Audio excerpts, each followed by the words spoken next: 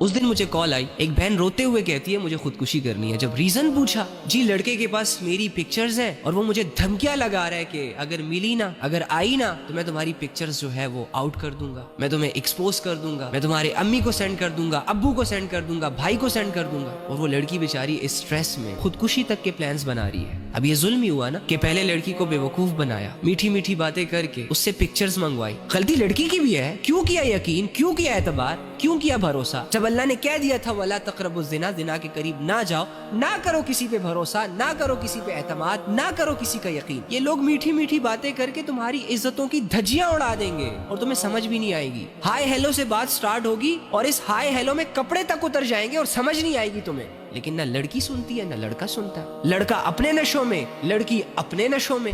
پھر جب ایسی آزمائشیں آتی ہیں تو ان کو لٹکنے کے خواب آتے ہیں، حرام کاموں میں اپنی زندگی گزار رہے ہوتے ہیں، اور جب تھوڑی سی آزمائش آتی ہے پھر تو مرنا بھی ان کو حرام طریقے سے ہوتا ہے۔ تو اب وہ ظالم ہے وہ لڑکا۔ تو یار خدا کا واسطہ یہ تم لوگ کیا کر رہے ہو یار؟ یہ نفس اور ہوس اور شہوتوں کے نشوں میں کون سی زندگیاں اختیار کر لی ہیں آپ لوگوں نے؟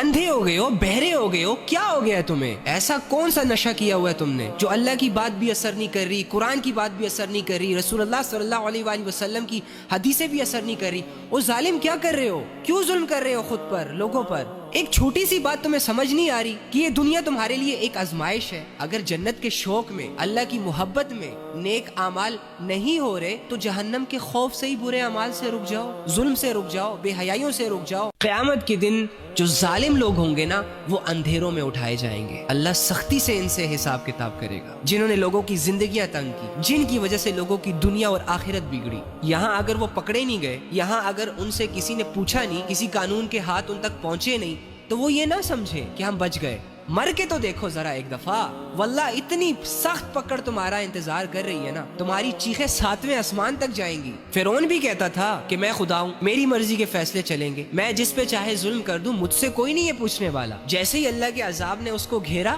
ساری اکڑ ٹھکانے آ گئی، جھک گیا اللہ کے سامنے، چیخ چیخ کے کہہ رہا تھا میں سدھر گیا، میں لے آیا ایمان آپ پر، موقع دے دے، کوئی موقع نہیں ملا۔ ایسے ہی آج اگر اس دنیا میں کوئی بھی ظالم ہے، کوئی بھی کسی دوسرے پہ ظلم کر رہا ہے اور اس کی وجہ سے کسی کی زندگی برباد ہو رہی ہے، کسی کی عزت برباد ہو رہی ہے، کسی کا ایمان خطرے میں، واللہ ایسے ظالموں کی پکڑ بہت سخت ہونے والی ہے۔